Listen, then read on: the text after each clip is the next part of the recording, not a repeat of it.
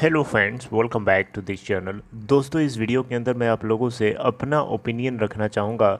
DHFL हो, चाहे syntax industries हो, चाहे उत्तम वैल्यू स्टील्स लिमिटेड हो, चाहे और भी कोई कंपनी क्यों ना हो, जो इस तरीके से डिलिस्ट हो गई स्टॉक एक्सचेंजेस से, शेयर होल्डर्स को धोखा मिलने के अलावा कुछ नहीं मिला। इसी के ऊपर हम चर्चा करेंगे और मैं अपना ओपिनियन रखना चाहूँगा, और उससे आप एग्री भी कर सकते हैं और चाहे तो आप उसे डिसएग्री भी कर सकते हैं, राइट। लेकिन दोस्तों, अपनी बातचीत को कंटिन्यू करें उससे पहले आप लोगों से रिक्वेस्ट करना चाहूँगा।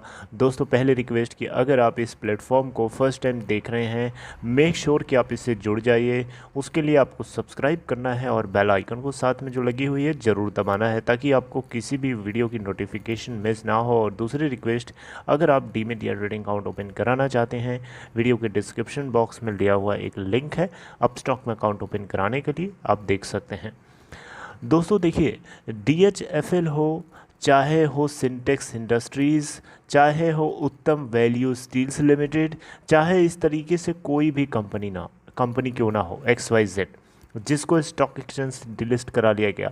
अब यहाँ पे शेयर होल्डर्स जो होते हैं किसी कंपनी की, एक बहुत ही इंपॉर्टेंट पार्ट होते हैं, एक इम्पॉर्टेंट हिस्सा होते हैं। शेयर होल्डर्स का इस्तेमाल किया जाता है जब उस कंपनी की ग्रोथ की ज़रूरत होती है। स्टार्टिंग फेज में शेयर होल्डर्स एक फंडामेंटल ब्लॉक की तरह होते हैं किसी कंपनी की ग्रोथ के लिए। याद करिए, जब उस कंपनी को शुरू में पैसे चाहिए होता था, तभी तो स्टॉक एक्सचेंज के ऊपर लिस्ट होने आई थी IPO के रूप में। बताइए, कोई कंपनी IPO क्यों लॉन्च करती है? इसीलिए लॉन्च करती है ताकि स्टॉक एक्सचेंज के ऊपर उसको लिस्ट कर दिया जाए, ताकि वो वहाँ से शेयर होल्डर से पैसे उठा सके, अपने बनी हुई रेपुटेशन को मार्केट में दिखा करके लोगों से पैसे उठा सके, ताकि अपने उस पैसे को यूज़ कर सके अपनी बिजनेस एक्सपेंशन के लिए और अपनी ग्रोथ के लिए। तो किसी कंपनी की ग्रोथ के लिए या उसको बनने के लिए, उसको विशाल होने के लिए, उसको एक्सपेंशन के लिए, उसके बिजनेस को चार चांद लगाने के लिए कौन हाथ में पैसे देता है? शेयर होल्डर्स देते हैं। Share holders are basic building block of any company. किसी कंपनी की ग्रोथ के लिए एक बेसिक फंडामेंटल एक कंट्रीब्यूटर होते हैं, क्योंकि ये स्टार्टिंग स्टेज में अगर ये खड़े नहीं होते, IPO नहीं आता इनका, ना इनकी कंपनी उड़ती, ना कंपनी चलती, ना ये इतनी ज़्यादा ग्रोथ कर पाते। लेकिन एंड में क्या होता है? एंड में धोखा किसको मिलता है? उसी को मिलता है जिसने शुरू में सबसे साथ दिया था। Rule by nature of justice अगर हम देखें तो अंतिम घड़ी में, बुरे वक्त में साथ देना चाहिए उसी इंसान का, उसी का जिसने आपको शुरू में मदद किया था। शुरू में किसी कंपनी की ग्रोथ के लिए IPO को सब्सक्राइब कौन करता है? क्या सरकार करती है सब्सक्राइब? बताइए ना, क्या सरकार करती है? क्या NCLT आके करता है? IPO को कौन सब्सक्राइब करता है? शेयर होल्डर्स ही तो करते हैं। आपकी अगर रेपुटेशन अच्छी है तो पब्लिक उसको सब्सक्राइब करती है।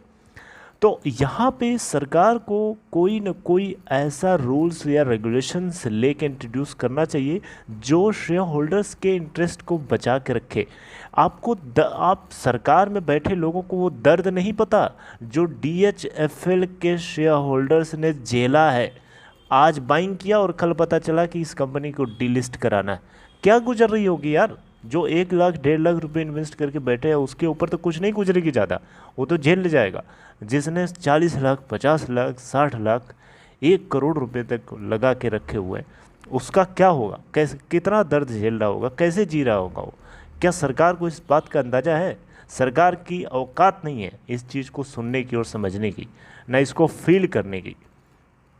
सरकार को ये बात महसूस होनी चाहिए। सरकार अगर ये बात महसूस करे तो डेफिनेटली सिस्टम के अंदर कुछ ऐसा चेंज लेके आए जो शेयर होल्डर्स के इंटरेस्ट को बचाए। जैसे सिक्योर्ड क्रेडिटर्स को आप बचा के रखते हो, उसी तरीके से यहाँ पे शेयर होल्डर्स को भी कोई न कोई एक तरीके से इंटरेस्ट को बचा के रखना चाहिए। आज भी इंतज़ार रहता है DHFL के शेयर होल्डर्स को कि उनको कुछ होगा उनका। उनको पता है कि DHFL को पूरी तरीके से खरीद लिया गया है पिरामिड ग्रुप के द्वारा, अब कुछ बचा नहीं है उसके अंदर। फिर भी उनको उम्मीद है कहीं ना कहीं, क्योंकि उम्मीद पे पूरी दुनिया टिकी है। उनको फॉल्स उम्मीद है, लेकिन उम्मीद है, उसी से वो जिंदा है। उत्तम वैल्यू स्टील्स लिमिटेड, याद होगा आपको, ये भी कंपनी डिलिस्ट करा ली गई थी स्टॉक एक्सचेंज से। अगर हमारे सिस्टम में कुछ ऐसा रूल होता तो इसको भी डिलिस्ट कराने वाले को एटलीस्ट 10 बार सोचना पड़ता कि हाँ शेयर होल्डर्स भी हैं, उनको भी ध्यान देना है। इसके अलावा बहुत सारी कंपनीज हैं, मैं नाम लेने पे नहीं आऊँगा, लेकिन एक एग्जाम्पल के तौर पे आप अभी सिंटेक्स इंडस्ट्रीज़ का लेटेस्ट एग्जाम्पल है, लेटेस्ट एग्जाम्पल्स है कंपनीज़ के। सिंटेक्स में भी आप देख लीजिए, झट से डिलिस्ट करा दिया। मतलब ये खेल हो चुका है एक तरीके से। अब जेपी इंफ्रा के ऊपर भी नज़र बनाए हुए है जो उसका हाईएस्ट बिडर है। इसके अलावा जेपी इंफ्रा के अलावा और भी कंपनीज हैं, जिसे आप अभी देखिए फ्यूचर ग्रुप को देखिए, फ्यूचर ग्रुप को देखिए। अब फ्यूचर ग्रुप मान लीजिए भगवान न करे वैसे कोई और अल्टरनेटिव वायबल ऑप्शन ढूंढा जाए रिलायंस के अलावा, लेकिन मान लीजिए खुदा न खास्ता अगर इसको चली गई एनसीएलटी के अंदर तो यही हाल इसका भी होगा। ये सभी के सभी चोर हैं, सब मिल करके पब्लिक को लूटते हैं, अल्टीमेटली कंपनी को डिलिस्ट करवा देते हैं और घुमा फिरा के डुबाते हैं शेयर होल्डर्स को।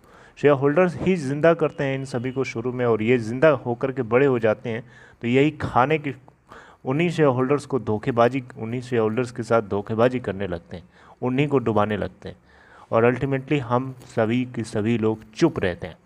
क्या आप बताइए मुझे कमेंट बॉक्स में, क्या आपको नहीं लगता कि हमारे सिस्टम के अंदर कोई ऐसा चेंजमेंट होना चाहिए जो स्टेक होल्डर्स के इंटरेस्ट को बचा के रखे, जो स्टेक होल्डर्स की वैल्यू को बचा के रखे? अगर ऐसा रहेगा सिस्टम के अंदर तो डेफिनेटली इससे आने वाले टाइम में लोगों का इंटरेस्ट ना सिर्फ बना रहेगा बल्कि बढ़ेगा भी। आप मेरी बात से एग्री करते हैं तो ट्रूली आप कमेंट बॉक्स में अपने पॉइंट ऑफ व्यू को ज़रूर शेयर करिएगा। वैसे उम्मीद करूंगा कि आपको ये बात अच्छी लग रही होगी, और मैं उम्मीद करूंगा कि बात सरकार तक पहुंचे और सरकार को महसूस हो और सरकार सिस्टम के अंदर बदलाव लेके आए। अगर ऐसा होता है तो डेफिनेटली जो एक्वायरर होगा उसके ऊपर प्रेशर रहेगा। आप पिरामल ग्रुप को देखिए, पिरामल ग्रुप को कोई चिंता नहीं थी, कोई डर नहीं था। अगर ये सिस्टम होता, रूल होता, तो पिरामल ग्रुप की औकात नहीं है कि वो डिलिस्ट करा दे किसी कंपनी को शेयर होल्डर्स के बिना परमिशन के, राइट?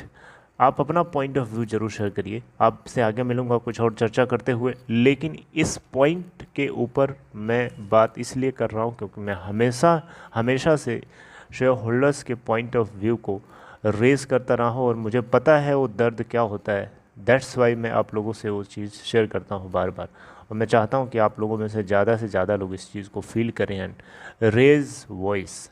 क्योंकि अगर आप आवाज़ नहीं उठाएंगे तो कौन उठाएगा? सरकारी सिस्टम में जो बैठा है वो थोड़े उठाएगा। उसको क्या फ़र्क पड़ता है आपके दर्द से, आपकी परेशानी से? उसको कोई फ़र्क नहीं पड़ता। Take care friends, see you next time.